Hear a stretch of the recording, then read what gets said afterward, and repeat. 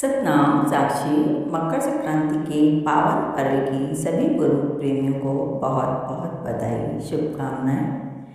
मकर संक्रांति का त्यौहार हिंदुओं का खास त्यौहार है।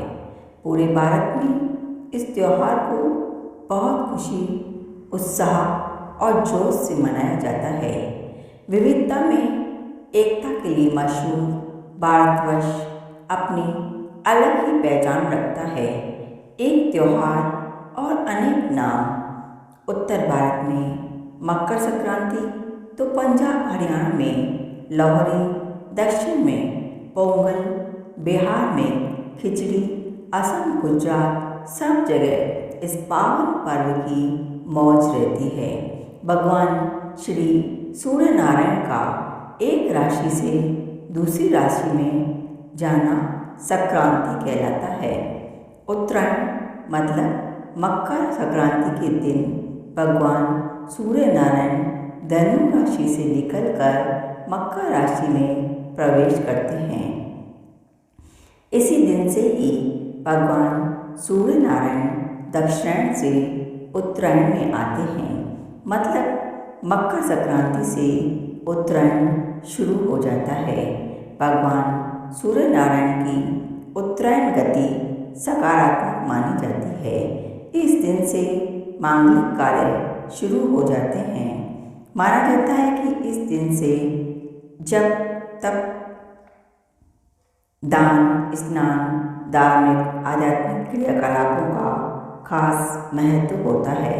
इसलिए इस दिन से विवाह, यज्ञ, नए कार्य, मांगलिक कार्य शुरू किए जाते हैं। यहाँ तक कि मृत्यु के लिए भी उत्तरायण का समय श्रेष्ठ माना जाता है।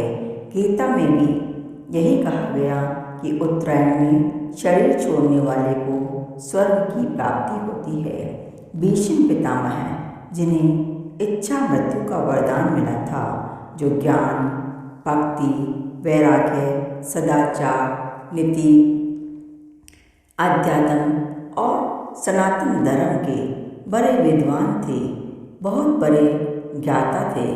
ऐसे विद्वान भीष्म पितामह भी मृत्यु के लिए उत्तरायण का इंतजार करते हैं।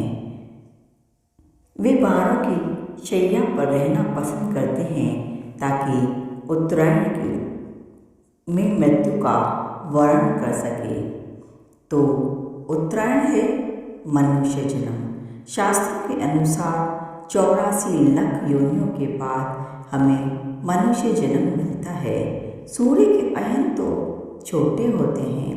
6-6 महीने में भगवान सूर्यदेव तो 6-6 महीने में दक्षिणायन और उत्तरायण में आते रहेंगे। लेकिन यदि मनुष्य जन्म हमारे हाथों से निकल गया तो 84 लाख योनियों का दक्षिणायन खरा है। और मनुष्य जन्म की अवधि क्षीण है, क्षणिक है। रैन गई पुन दिवस गया मई रैन, कहते हूँ तुम जीत ले आयु ऐसे जात। यदि इस समय हम परमात्मा से मिलकर एक न होंगे तो कब होंगे?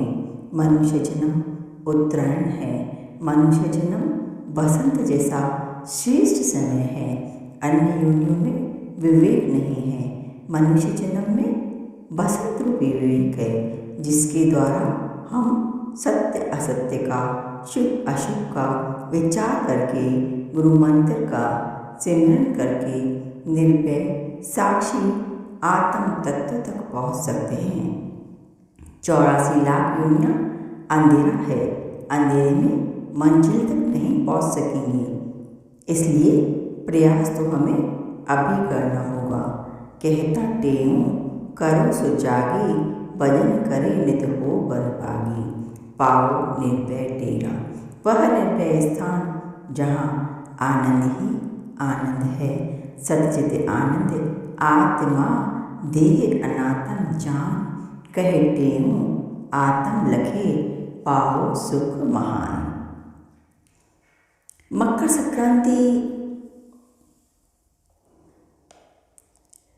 संक्रांति का राशि का देवता है जो, वह है शनि। और शनिदेव भगवान सूर्य नारायण के पुत्र हैं। तो सूर्य नारायण का मकर राशि में प्रवेश पिता का पुत्र के घर आना, बड़े का छोटे के घर आना मंगलमय माना जाता है।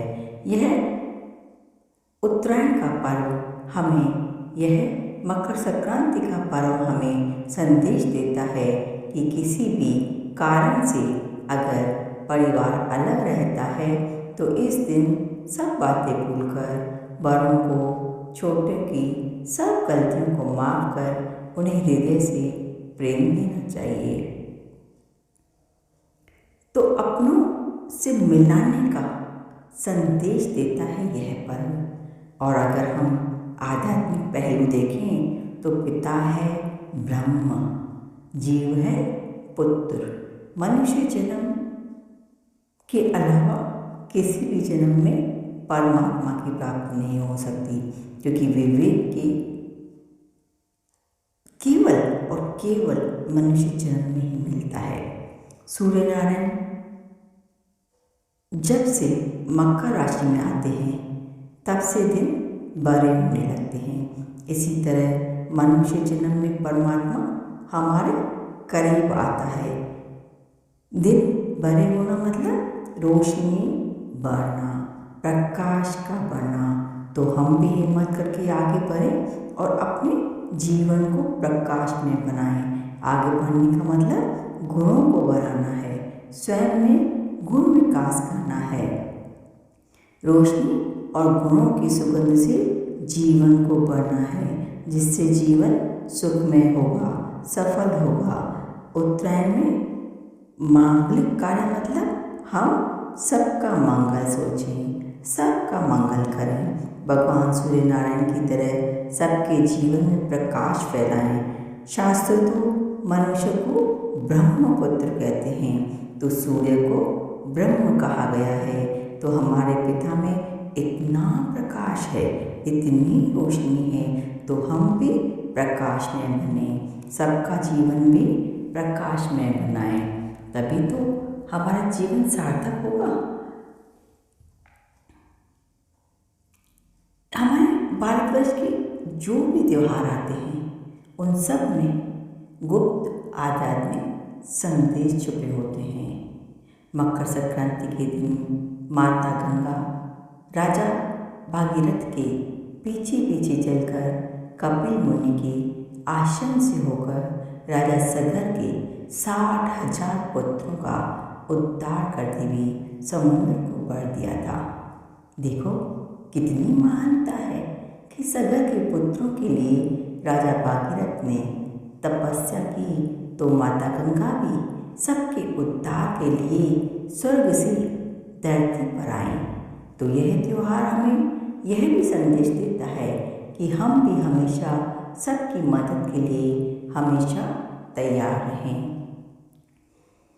मकर संक्रांति को सूर्य नारायण को जल चढ़ाना चाहिए, आदित्य स्रोत पढ़ना चाहिए, ओम सूर्य नमः का जप करना चाहिए, जिससे हमारे जीवन के क्लेश समाप्त होकर हमें ओजस्विता आती है। इस दिन दान पुण्य स्नान का बड़ा महत्व है। वैसे तो दान के लिए कोई समय और दिन नहीं होता, दान कभी भी किसी भी दिन किसी भी समय किया जा सकता है। निष्काम भावना से दान होना चाहिए, जिसका किसी को पता न चले। वह दान जो जरूरतमंद की जरूरत पूरी करे। इस त्योहार का दान गजर, रेवड़ी, गुड़, तिल के लड्डू, गर्म वस्त्र, रजाइयाँ, कंबल, जो चीज़ें गरीबों की पहुँच से दूर थी, तो हमारे बड़ों ने एक दिन तय किया कि गरीबों तक विटामिन, कैल्शियम से भरपूर चीज़ें पहुँच सकें, गर्म वस्त्र पहुँच सकें। यह एक रीत चलाई गई, प्रथा चालू की गई, ताकि सब तक मिठास पहुँचाई जा सके। सब तक मिठास पहुँचाने की यह रीत चलाई गई। यह दान तो हम करें, यह तो ये स्थूल दान है, पर यह स्थूल दान तो हम करें, पर असलियत में जो दान हमें करना चाहिए वो है खुशी का दान, उमंग का दान, उत्साह का दान, प्रेम का दान, जिससे सामने वाले में उत्साह बढ़ जाए, खुशी बढ़ जाए, उमंग उत्साह उसका बढ़ जाए, अपने आप को वह प्रसन्न कर सके। जैसे हम अपने बच्चों को बोलते हैं कि चिंता मत कर, हम बैठे हैं, ऐसे ही हर व्यक्ति अपना ही स्वरूप है, सबको खुशी बांटनी चाहिए। फिर देखो सामने वाले में कितनी खुशी, कितना उत्साह बढ़ जाता है। ऐसी खुशी का हम अगर दान कर सकें तो यह महादान बन जाता है और हमारा त्यौहार भी सफल होता है। निश्चित रूप से वह खुशी सामने वाले के लिए परमात्मा सुकून देने वाली होती है और हमारा मन भी एक परमात्मा सुकून से परिपूर्ण हो जाता है। तो हमें ऐसी ही खुशी का दान करना है।